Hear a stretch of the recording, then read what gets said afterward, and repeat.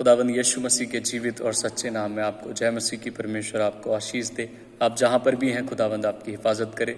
मैं दिल से धन्यवाद देता हूँ परमेश्वर का, जिसने ये सुंदर समय दिया कि मैं परमेश्वर के वचनों को, परमेश्वर के कलाम को आपके साथ बांट सकता हूँ। ये सिर्फ परमेश्वर का अनुग्रह है, इसलिए मैं सारा आदर सारी महिमा अपने जीवित परमेश्वर के नाम को देता हूँ। आज का जो वचन है वो आपके लिए बहुत ही आशीष और बरकतों का वचन है, बड़े ही छुटकारे का वचन है। और आपकी ज़िंदगी का चाहे कोई भी कारण क्यों ना हो, जो निराशा का हो, अकेलेपन का हो या फिर किसी दुख का कारण हो, आज का वचन आपको पूरी रीति से उससे आज़ाद करेगा। आज के वचन में चलते हैं। जब आप पहला तीमुथियुस उसका 4 अध्याय उसकी 8 आयत पढ़ते हैं तो वहाँ पर लिखा है, देह की साधना से कम लाभ होता है, परंतु भक्ति सब बातों के लिए लाभदायक है, क्योंकि इस समय की और आने वाले समय की जो प्रतिज्ञाएं हैं वो इसी से जुड़ी हुई हैं। परमेश्वर का वचन कह रहा है कि भक्ति सब बातों के लिए लाभदायक है, लेकिन देह की साधना से कम लाभ होता है। देह की साधना क्या है? अच्छा खाना, अच्छा पीना, अच्छे घरों में रहना, अपनी बॉडी की केयर करना, एक्सरसाइज करना, ये सब देह की साधना है। जब तक आप करते हैं तब तक आपको लाभ पहुंचता है।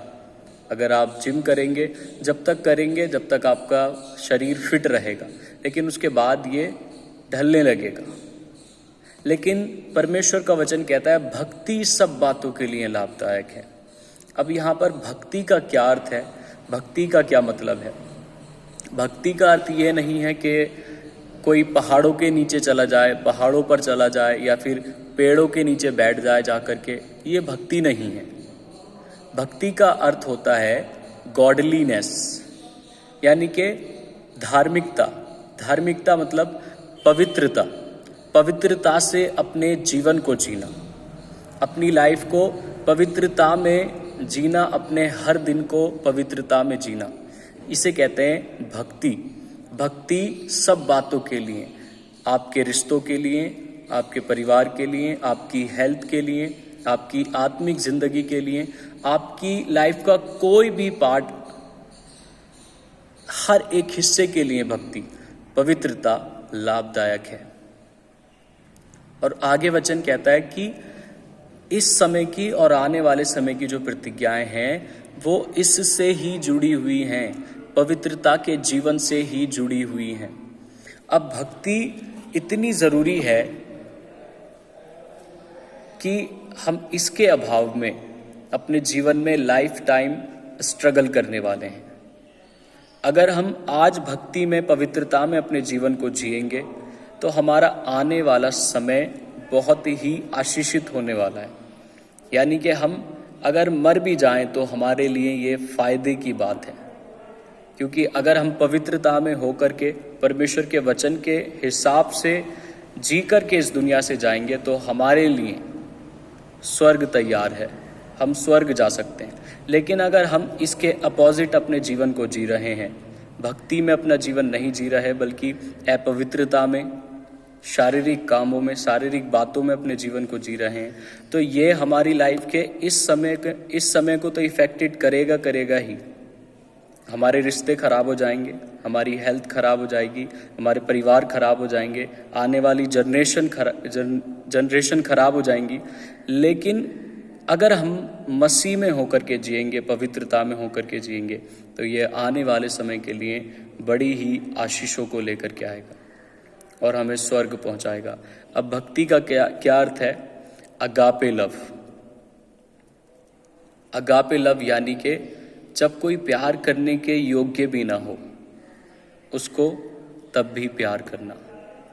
जब कोई प्यार करने के योग्य भी ना हो, 1000 कमियां जिसके अंदर हो, तब भी अगर हम उसे प्यार करते हैं तो इसे अगापे लव कहते हैं। यानी कि हमारा प्यार सच्चा है और उसमें कोई भी स्वार्थ नहीं है। जैसा प्यार प्रभु यीशु मसीह ने मुझसे और आपसे किया। हम अपने गुनाहों में थे, अपने पापों में अपना जीवन व्यतीत कर रहे थे और इतने गुनाहों में थे कि जिसकी सजा नरक थी।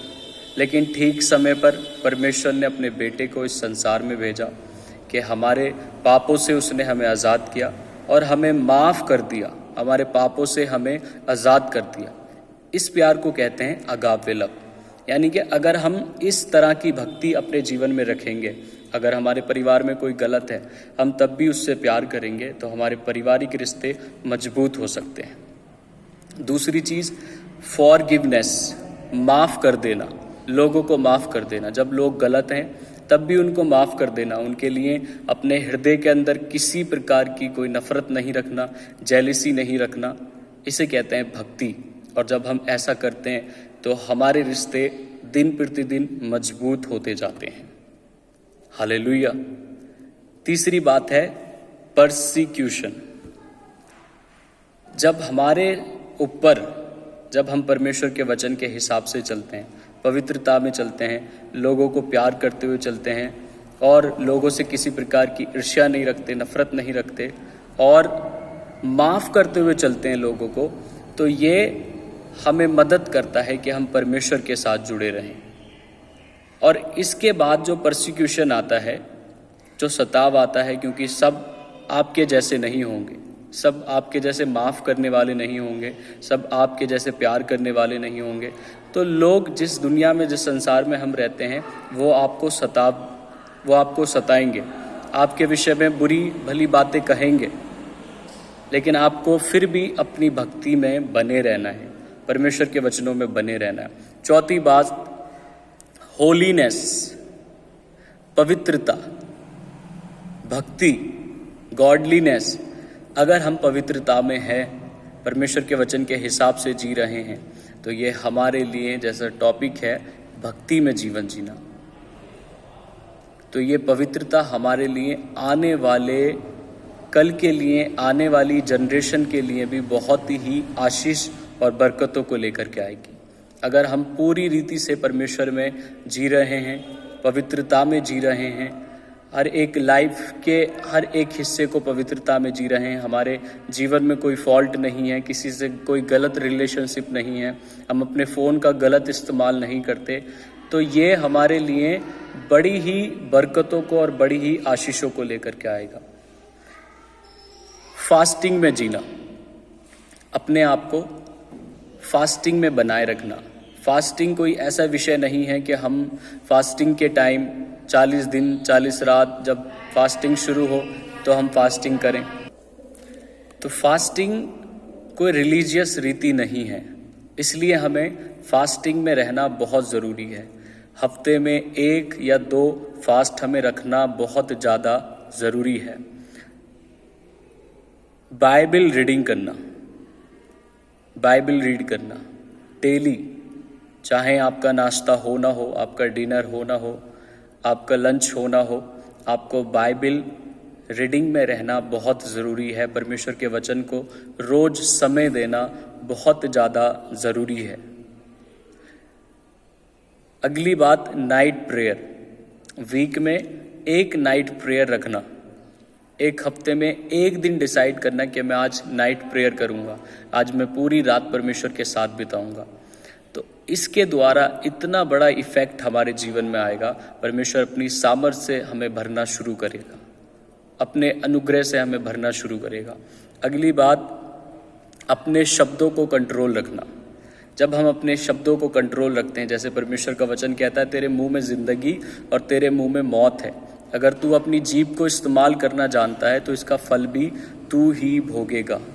तो ये सारे पॉइंट, अगापे लव करना यानी कि निस्वार्थ प्यार करना, फॉरगिवनेस में रहना, लोगों को माफ़ कर देना, उसके दौरान भी अगर हमारे जीवन में सताव आता है, परसिक्यूशन आता है, तब भी परमेश्वर के वचनों में बने रहना, पवित्रता में बने रहना, थाम करके रखना, पवित्रता में अड़े और खड़े रहना, फास्टिंग में रहना, नाइट प्रेयर रखना 1 वीक में, बाइबल रीड डेली करना अपनी, और अपने शब्दों को कंट्रोल रखना, क्योंकि इसके द्वारा ही हम अपने जीवन को बिगाड़ते और इसके द्वारा ही हम अपने जीवन को खराब कर लेते हैं।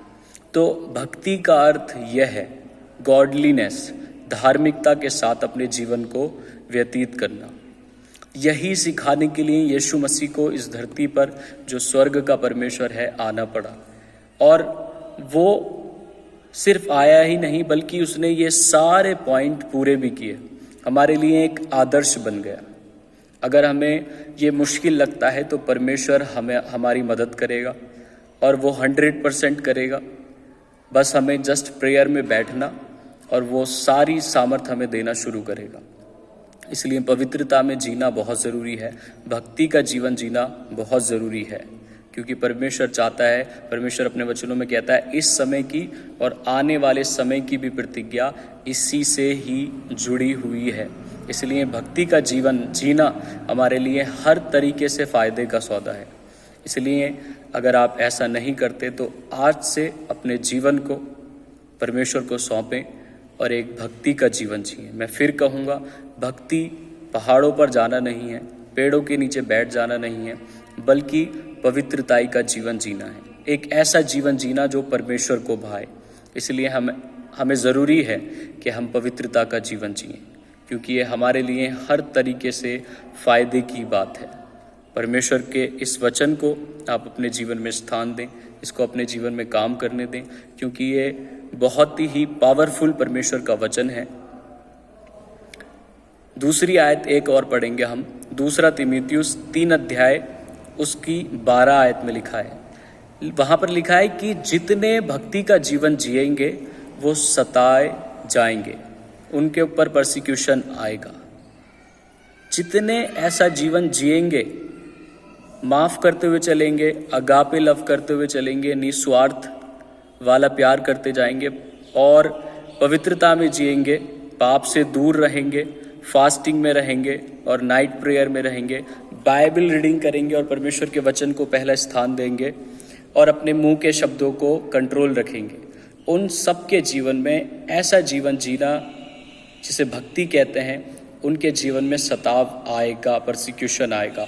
उस समय में भी आपको परमेश्वर में बने रहना बेहद ज़रूरी है, क्योंकि परमेश्वर की ये मर्ज़ी है कि आप बड़े बल के साथ परमेश्वर के राज्य में प्रवेश करें। इसलिए भक्ति फ़ायदे का सौदा है, इसको ना छोड़ें, इसमें बने रहें, पवित्रता में बने रहें। याद रखें, यीशु मसीह किसी धर्म, किसी जाति का परमेश्वर नहीं, बल्कि वो धार्मिकता का परमेश्वर है, वो पवित्रता का परमेश्वर है। वो किसी के धर्म को, जात को बदलने के लिए नहीं आया, बल्कि इन सारी चीज़ों से परमेश्वर इंसान को बचाने के लिए इस धरती पर आया। अगर आप ऐसा जिएंगे, ऐसा जीवन जिएंगे, तो ये इस पृथ्वी पर भी आप आशीषित होंगे और आने वाले समय में भी आप बहुत आयत से आशीषित होंगे, ब्लेस होंगे। परमेश्वर के इन वचनों पर गौर करें, मनन करें और ऐसा जीवन जीने की परमेश्वर से सामर्थ्य मांगें। परमेश्वर इन वचनों के द्वारा आपको बड़ी आशीष दे, बड़ी बरकत दे। सबको जय मसीह की।